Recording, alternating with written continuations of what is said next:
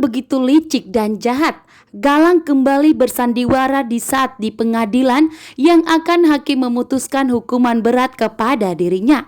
Galang pun pura-pura mengalami depresi berat. Galang pun pura-pura gila saat ini, sehingga membuat Pak Lian Bagaskara begitu murka dan sangat marah besar.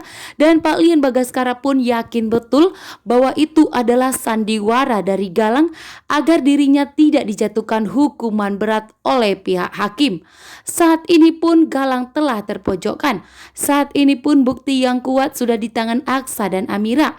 Bahkan Galang akan diberikan hukuman yang berat, sehingga Galang pun berpura-pura mengalami depresi karena Galang tidak mempunyai bukti yang kuat untuk membebaskan dirinya dari tahanan kantor polisi.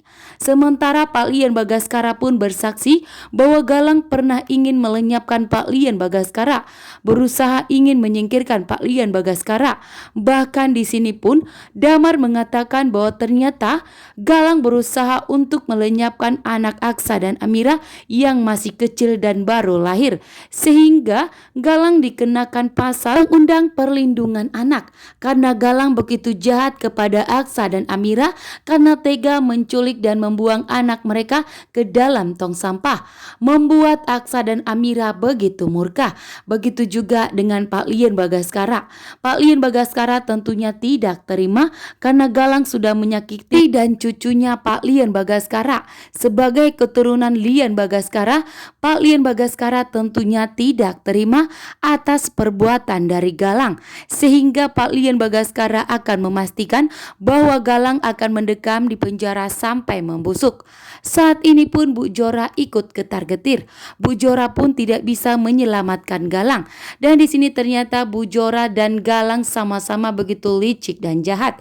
Bu Jora pun mengajarkan kepada Galang untuk bersikap tenang dan tidak terpancing emosi oleh Pak Lian Bagaskara, Aksa dan Amira.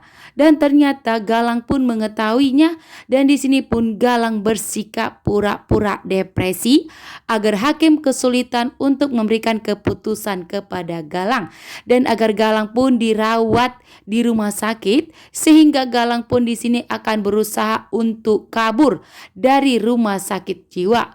Di sini sepertinya Galang benar-benar tidak akan mau berubah dan tobat. Padahal awalnya Galang sudah berjanji kepada Aksa dan Amira, jika Aksa dan Amira menghentikan sidang ini, maka Galang akan bertobat. Galang pun akan memberitahukan kepada Aksa dan Amira di mana anak kembar mereka.